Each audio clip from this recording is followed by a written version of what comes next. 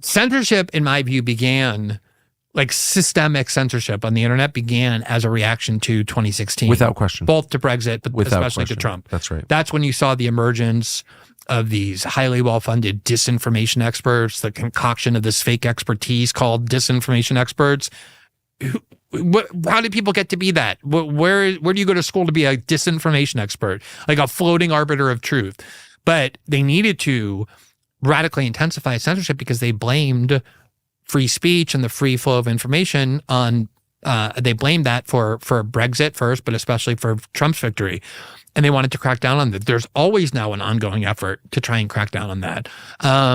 I think, though, what they're going to try and do is look at the areas that they believe Trump is trying most radically to change, beginning with foreign policy. That's foreign policy, the thing that they value most. That's the, by far, centerpiece of how America runs in their view. And they're going to spend as much of their time subverting him and sabotaging him in advance, even though he just won the election by a pretty, solid margin.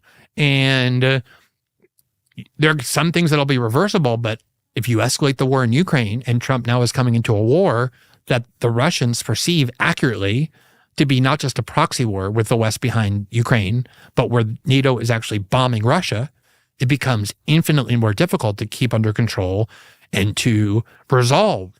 The problem is that the risks of this are so great that it actually sickens me more than almost anything I've ever seen. Me too. That they're willing to do this on the way out. To just prevent this war from ending and trifling with the risk of a nuclear exchange.